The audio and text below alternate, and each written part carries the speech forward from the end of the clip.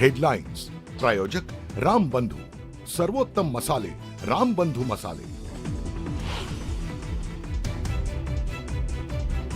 शिवसेना उपाटाच्या 7 खासदारांनी उपमुख्यमंत्री शिंदेंची दिल्लीत भेट घेतल्याची सूत्रांची माहिती। एका खासदाराला केंद्रीय मंत्रिपदाची ऑफर देण्यात आल्याची ही जोरदार चर्चा।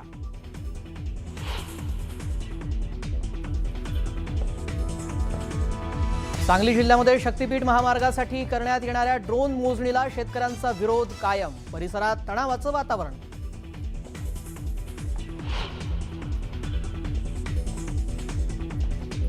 पंतप्रधान मोदींचा नवा महाविक्रम। पंडित नेहरूंचा विक्रम मोडत बनले सर्वाधिक काळ पदभार सांभाळणारे निर्वाचित पंतप्रधान।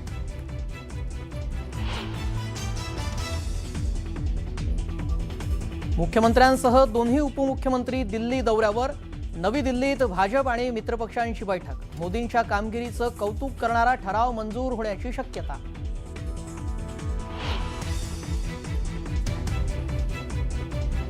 कोळशाच्या दलालीत हात काळे करण्याची माझी इच्छा नाही। धनदांडग्याच्या हातामध्ये विधान परिषदेची निवडणूक। विधान परिषद निवडणुकीवर आमदार हेमंत पाटलांचं वक्तव्य।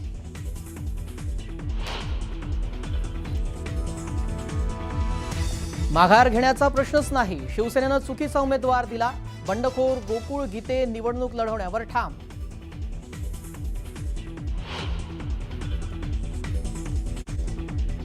न्यूज 18 मराठीच्या बातमीचा इम्पॅक्ट। लातूरमधील शेतकऱ्यानं बैल नसल्यानं जुंपलं होतं पत्नीला। मुख्यमंत्र्यांनी दखल घेत तातडीनं उपलब्ध करून दिला बैल।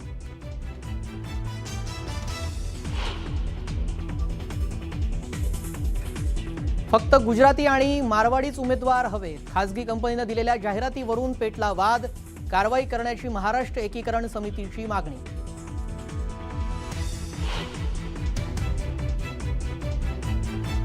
खत टंचाईनं शेतकरी बेजार। आजही अकोल्यातील कृषी सेवा केंद्रांवर शेतकऱ्यांच्या लांबच लांब रांगा।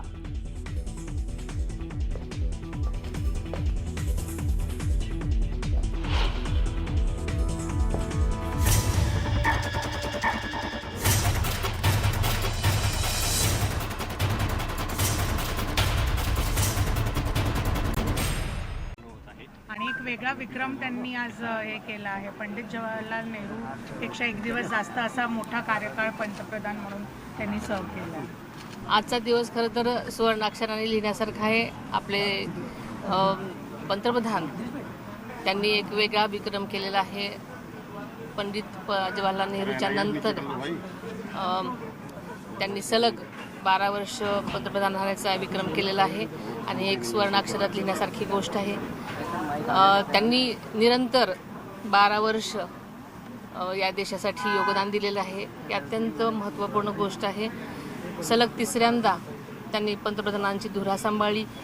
हाच त्यांच्या विकासाचा सबका विकास सबका साथ हे जे आहे ते जनतेने दाखवलेला त्यांच्यावरती विश्वास आहे आणि हाच विश्वास आज आपल्याला खरं तर मोदींवरती लोकांनी दाखवलेला विश्वास आज पुढे नेणारा आहे आणि खूप खूप त्यांचं यासाठी आम्हा राष्ट्रीय अध्यक्ष या पक्षाची म्हणून माझ्यातर्फे मनपूर्वक त्यांना शुभेच्छा देतो। शुभेच्छा देण्यासाठी वहिनी अनुमोदक म्हणून तुम्हाला संधी मिळाली कारण एनडीए घटक पक्षाच्या एका पक्षात एनडीएतील एका घटक पक्षाच्या प्रमुख नेत्या तुम्ही आहात। तुम्हाला अनुमोदक म्हणून प्रस्ताव करण्याची संधी मिळणार आहे त्या ठिकाणी। किती आनंदाचा क्षण आहे? खरं तर सगळ्याच आनंदाचे क्षण आहेत पण दादांशिवाय असा आनंद जरासा तोकडा वाटतो पण मी या सगळ्या गोष्टीसाठी भाग्य समजते। वहिनी महाराष्ट्रातील काही मुद्द्यांच्या अनुषंगाने चर्चा करणार आहात का तुम्ही? काही वेगळी भेटीची किंवा तसं काय आहे का? आज हा एनडीएचा म्हणजे पूर्ण कार्यक्रम असल्यामुळे मला असं वाटतं की ह्या सगळ्यांसाठी वेळ मिळेल की नाही शंकाच आहे। त्यामुळे फक्त आम्ही ह्या कार्यक्रमासाठी आलेलो आहोत। धन्यवाद। मोदी 3.0 मध्ये राष्ट्रवादीला जागा मिळणार कळतंय जगत येतो। नवी दिल्लीमधून सुनेत्राताई पवार त्यांचा राष्ट्रवादी काँग्रेस पक्षाचा वर्धापन दिनाचा कार्यक्रम झाल्यानंतर पत्रकारांनी त्यांना वेगवेगळे प्रश्न विचारले। त्याला उत्तर देताना त्यांनी मोदींचं अभिनंदन केलेलं आहे आणि कौतुक केलेलं आहे की 12 वर्ष पूर्ती पंतप्रधान नरेंद्र मोदी यांच्या कार्यकाळाला झालेली आहे आणि त्या निमित्ताने एनडीएच्या बैठकीकरता जो कार्यक्रम बैठक आणि त्यानंतरचा जो कार्यक्रम आहे त्याकरता मी उपस्थित राहिलेली आहे असं सुद्धा सुनेत्राताई म्हणाल्या. नमस्कार, मी श्रेयस पांडे. आपण पाहताय न्यूज 18 मराठी, आवाज महाराष्ट्राचा. आता बातम्या सविस्तररित्या पाहूयात. लातूरमध्ये एका शेतकऱ्यानं नांगरणीसाठी बैल नसल्यानं आपल्या पत्नीला अवताला जुंपलं होतं. न्यूज 18 मराठीनं ही बातमी दाखवली आणि त्यानंतर या बातमीचा इम्पॅक्ट झाला.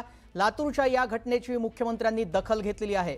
मुख्यमंत्री देवेंद्र फडणवीस यांनी याची दखल घेतली असून जिल्हाधिकाऱ्यांनी शेतकऱ्याला बैल उपलब्ध करून दिलेला आहे. लातूरचे जिल्हाधिकारी यांना या प्रकरणात लक्ष घालण्याचे आदेश मुख्यमंत्र्यांनी दिले. ही दोन दृश्य आपण पाहतोय. बैल नसल्यानं पत्नीला अवताला जुंपलं होतं. न्यूज 18 मराठीनं ही बातमी दाखवली आणि त्यानंतर थेट मुख्यमंत्री देवेंद्र फडणवीस यांनी दखल घेतली आणि या संदर्भातल्या सूचना जिल्हाधिकाऱ्यांना दिल्या. जिल्हाधिकाऱ्यांनी तात्काळ स्थानिक गोशाळेतून बैल आणून शेतकऱ्यांना भेट दिलाय. त्याशिवाय त्यांना 32,000चं अनुदान देखील देण्यात येणार आहे. त्यामुळे शेतकरी काशीनाथ गायकवाडांनी समाधान व्यक्त केलंय.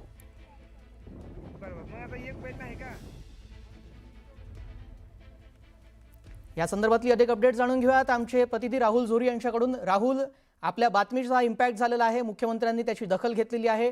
शेतकऱ्याला काय मदत आता उपलब्ध करून दिली जाणार आहे? 5 जून रोजी अवकाळी पाऊस आणि विजेच्या धक्क्यानं या शेतकरी जो आहे काशीनाथ गायकवाड त्यांच्याकडे असणाऱ्या बैलाचा बैलजोडीपैकी एका बैलाचा मृत्यू झाला होता. अगदी पावसाळा तोंडावर असताना पेरणी आणि जमीन मशागतीची कामं सुरू असताना ऐनवेळी असं बैलाचं आकस्मिक जाणं हे मात्र गायकवाड कुटुंबियांना एक मोठा धक्का होता. आणि थेटपणे कामं जर पूर्ण करायची असेल त्यांनी आपल्या पत्नीला दुसऱ्या बैलाच्या जागी जुंपलं होतं.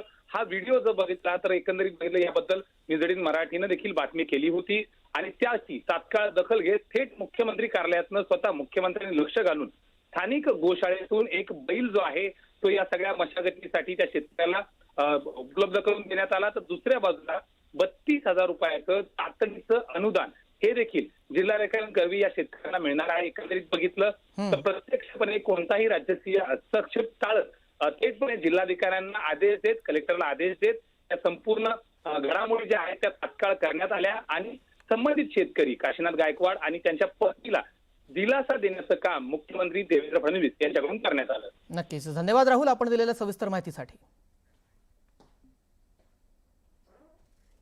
मान्सूनच्या पार्श्वभूमीवर रत्नागिरीतील दरड प्रवण गावांचा प्रश्न पुन्हा एकदा ऐरणीवर आलेला आहे. जिल्हा प्रशासनानं 157 दरड प्रवण गावांची यादी जाहीर केलेली आहे आणि या गावांमध्ये सतर्कतेचा इशारा देण्यात आला आहे. दापोली तालुक्यातील पाचपांढरी गावाचाही या यादीमध्ये समावेश करण्यात आलेला आहे. 65 कुटुंबियांना सुरक्षित ठिकाणी स्थलांतरित होण्याच्या नोटिसा बजावण्यात आलेल्या आहे. दरवर्षी पावसाळ्यामध्ये या भागामध्ये दरड कोसळण्याचा धोका निर्माण होत असतो.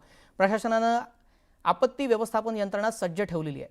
संभाव्य जीवितहानी टाळण्यासाठी अतिसंवेदनशील भागातील नागरिकांनी प्रशासनाच्या सूचनांचं पालन करण्याचं आवाहनही करण्यात आलं आहे.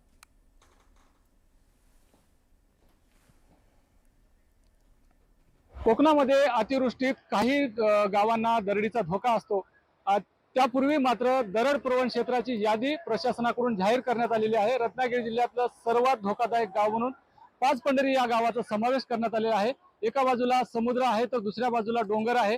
डोंगराच्या पायथ्याशी वसलेलं हे पाचपंढरी गाव आहे आणि याच गावाला मोठ्या प्रमाणात दरडीचा धोका निर्माण झालेला आहे.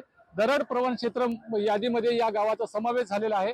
आपण पाहतोय या गावाची भौगोलिक रचना नेमकी कशी आहे. एका बाजूला डोंगर आहे आणि डोंगराच्या पायथ्याशी हे सगळे घरं आहेत. दुसऱ्या बाजूला समुद्राचा धोका आहे. समुद्र किनाऱ्यावरती हे लोकवस्ती वसलेली आहे. समुद्र किनारा आणि डोंगर या मधली जी जागा आहे आणि त्या जमिनीवरती पूर्णपणे कोळी बांधवाची ही वस्ती आहे आणि याच कोळी बांधवाच्या वस्तीला अलीकडे मात्र मोठ्या प्रमाणात धोका निर्माण झालेला आहे. अतिशय निसर्गरम्य वातावरण आहे या ठिकाणचं.